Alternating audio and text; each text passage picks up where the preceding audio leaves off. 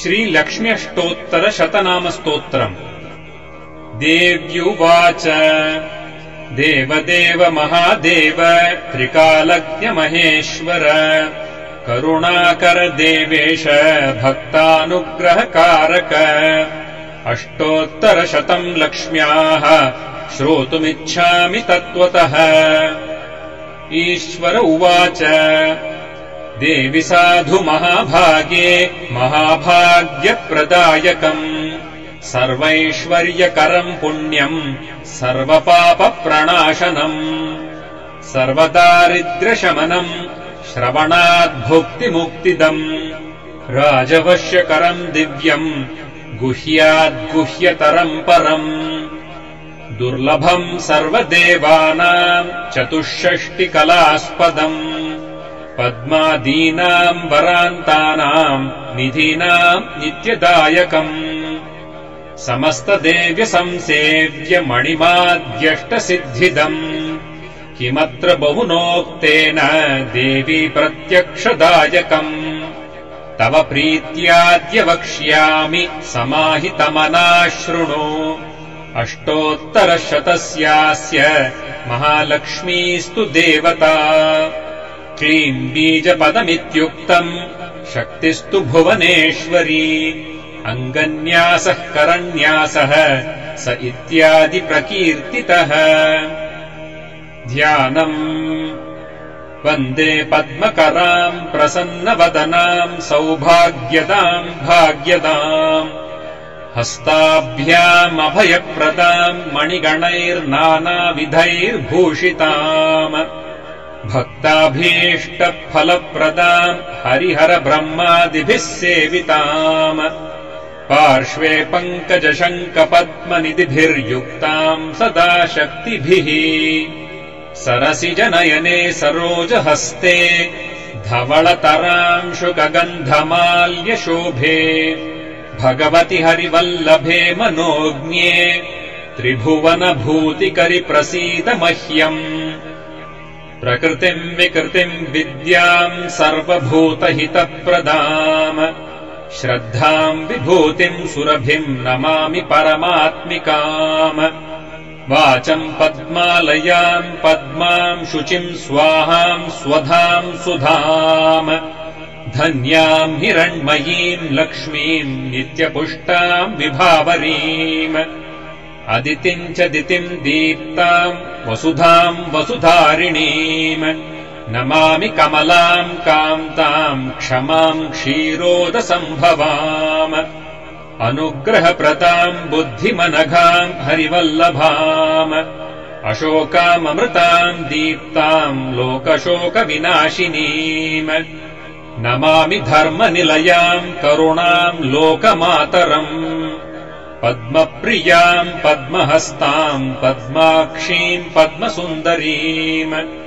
पद्मोद्भवाम् पद्ममुखीम् पद्मनाभप्रियाम् रमाम् पद्ममालाधराम् देवीम् पद्मिनीम् पद्मगन्धिनीम् पुण्यगन्धाम् सुप्रसन्नाम् प्रसादाभिमुखीम् प्रभाम् नमामि चन्द्रवदनाम् चन्द्राम् चन्द्रसहोदरीम् चतुर्भुजाम् चन्द्ररूपाम् इन्दिराम् इन्दुशीतलाम् आह्लादजननीम् पुष्टिम् शिवाम् शिवकरीम् सतीम् विमलाम् विश्वजननीम् तुष्टिम् दारिद्र्यनाशिनीम् प्रीतिपुष्करिणीम् शान्ताम् शुक्लमाल्याम् वराम् श्रियम् भास्करीम् बिल्वनिलयाम् वरारोहाम् यशस्विनीम् वसुन्धरामुदाराङ्गाम् हरिणीम् हेममालिनीम् धनधान्यकरीम् सिद्धिम् स्त्रैणसौम्याम् शुभप्रदाम् नृपवेश्मगतानन्दाम् वरलक्ष्मीम् वसुप्रदाम् शुभाम् हिरण्यप्राकाराम् समुद्रतनयाम् जयाम् नमामि मङ्गलाम् देवीम् विष्णुवक्षस्थलस्थिताम् विष्णुपत्नीम् प्रसन्नाक्षीम् नारायणसमाश्रिताम् दारिद्र्यध्वंसिनीम् देवीम् सर्वोपद्रववारिणीम् नवदुर्गाम् महाकाळीम् ब्रह्मविष्णुशिवात्मिकाम् त्रिकालज्ञानसम्पन्नाम् नमामि भुवनेश्वरीम् लक्ष्मीम् क्षीरसमुद्रराजतनयाम् श्रीरङ्गधामेश्वरीम् दासीभूतसमस्तदेववनिताम् लोकैकदीपाङ्कुराम् श्रीमन्मन्दकटाक्षलब्धविभव ब्रह्मेन्द्रगङ्गाधराम्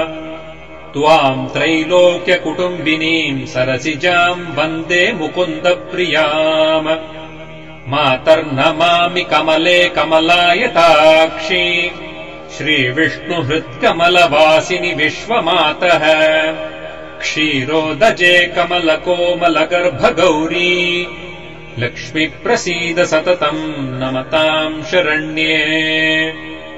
त्रिकालम् यो जपेद्विद्वान् षण्मासम् विजितेन्द्रियः दारिद्र्यध्वंसनम् कृत्वा सर्वमाप्नोति यत्नतः देवि नाम सहस्रेषु पुण्यमष्टोत्तरम् शतम् येन श्रियमवाप्नोति कोटिजन्म दरिद्रतः भृगुवारे शतम् धीमान् पठेद्वत्सरमात्रकम् अष्टैश्वर्यमवाप्नोति कुबेर इव भूतले दारिद्र्यमोचनम् नाम स्तोत्रमम्बापरम् शतम् येन श्रियम् अवाप्नोति कोटिजन्म दरिद्रतः भुक्त्वा तु विपुलान् भोगानस्याः सायुज्यमाप्नुयात् प्रातःकाले पठेन्नित्यम् सर्वदुःखोपशान्तये पठंस्तु चिन्तयेद्देवीम् सर्वाभरणभूषिताम्